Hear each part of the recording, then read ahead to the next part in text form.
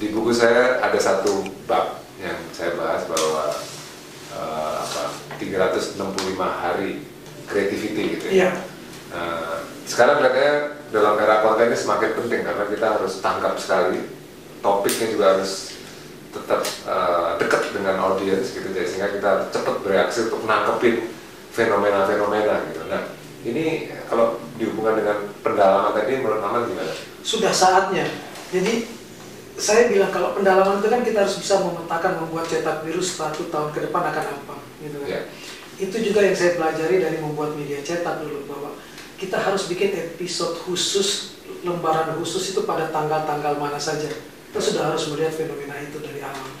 Bahwa kemudian terjadi pergerakan perubahan-perubahan itu juga harus kita tangkap betul.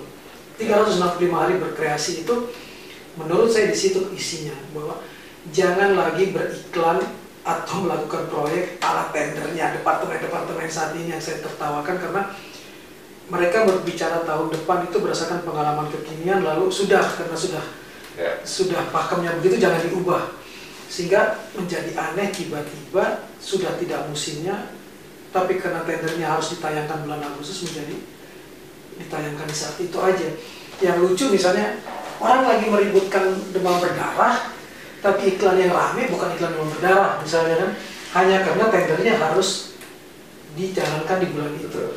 Itu membuat kemudian iklan itu menjadi tidak ada gunanya, dan itu yang menurut saya juga kayak KPK, kayak apa, harus peduli betul bahwa ini sesuai nggak sih konteksnya, buang-buang duitnya.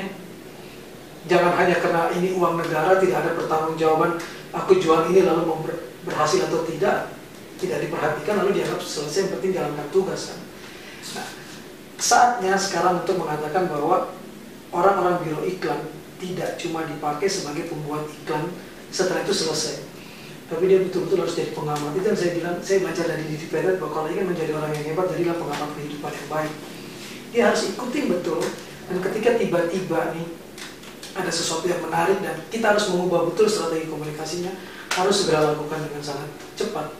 Jadi jangan lagi mengatakan bahwa saya sudah ikat kontrak dengan stasiun televisi harus tayang di bulan ini, di jam ini. Kita harus punya kemampuan untuk deal dengan televisi, dengan media cetak, bahwa ada kemungkinan karena perhitungan kondisi teraktual kita mengubah ya jam tayangnya, jadwal tayang, pemasangan iklannya.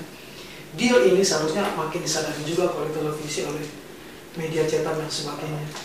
Dan saya terpesona dengan tulisan 365 hari harus kreatif itu di situ. Dan disitulah nanti orang melihat bahwa biro iklan itu masih punya nafas yang panjang, ada peluang untuk itu, karena mereka tidak sekedar membuat lalu selesai, dan betul-betul mengawal proses promosi dan proses berkomunikasinya. Ya, kalau saya mengamati bagaimana kita membangun brand, sebenarnya ruang fleksibilitas itu penting sekali, karena kita harus sesuai tadi ya konteksnya, kontennya juga itu harus cukup fleksibel karena sekarang berubah-ubah gitu ya, dan itu menjadi sangat penting untuk kita tetap punya semacam rel gitu, tapi kita harus cukup fleksibel gitu. Nah itu mengenai fleksibilitas pasti Mama juga melakukan karena running TV show gitu. Nah itu gimana? Iya, itu malah menjadi kekuatan saat ini, yang kadang-kadang disalahartikan dengan hitungan rating. Karena hitungan rating mengatakan yang lagi disukai adalah adegan kekerasan, maka segera ubah skenario dalam waktu cepat untuk diperbanyak adegan kekerasannya gitu kan. Itu yang menurut saya misleading juga. Tidak begitu gitu loh. Lalu kemudian dengan mudahnya mereka mengatakan ini tuntutan masyarakat. Tuntutan masyarakat yang mana nih? Sesuai nggak dengan target kita? Karena itu saya selalu mengajak teman-teman, kalau biro-biro produk-produk yang ingin beriklan lalu melewati tangan saya selalu bilang bahwa coba deh jangan cuma lihat rating, jangan cuma lihat sharing, lihat CPRP-nya, kemudian lihat target marketnya yang tepat atau tidak gitu kan. Jadi biarkan saja ratingnya kecil, tapi memang itu target yang kita sasar, kenapa tidak? Akan jauh lebih efisien. Artinya lebih konsentrasi di create meaning tadi ya. Nah, disitulah lagi-lagi biro iklan harus punya tim yang betul-betul jeli melihat semua program, bahwa 24 jam yang ada di layar kaca kita itu jangan menjadikan tempat prime time yang ratingnya tinggi itu sebagai satu-satunya harapan untuk beriklan. Kita akan berperan pada tempat di mana kita belum tentu akan jadi pemenang juga, dan belum tentu juga sesuai dengan target market kita. Kita harus punya kedalaman ke yang lain-lain. Produk-produk yang kita bisa jual di tempat yang tepat. Karena menjadi aneh saya kalau menonton televisi, tiba-tiba orang jualan mobil dengan jualan minyak wangi, dengan jualan obat nyamuk, itu kok di jam yang sama, di media yang sama, yang kemudian begitu ditonton hanya karena televisinya mengatakan ini untuk semua umur.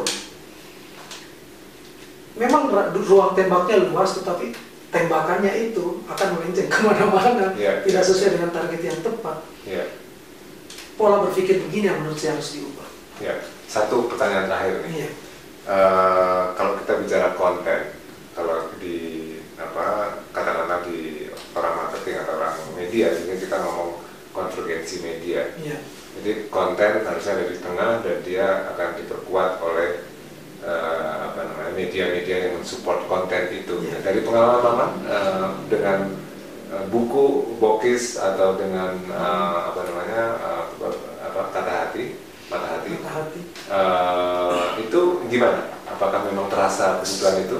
Saya sekarang selalu kalau ditawarkan oleh teman-teman, saya selalu mengajak untuk saya bisa memberikan jaminan keberhasilan kalau media mix. Kalau tidak satu media, kita harus punya konvergensi media yang sangat bagus. Kemudian tidak cuma terfokus pada satu pola. Itu yang bisa saya tawarkan sekarang. Saya kena anak kriminologi, saya dulu belajar tentang viktimologi yang cari laba-laba. Untuk mengetahui kejahatan dan penjahat itu jangan cuma lihat dari satu sisi, tapi kerubungi dia, lingkari dia. Itu akan lebih mudah untuk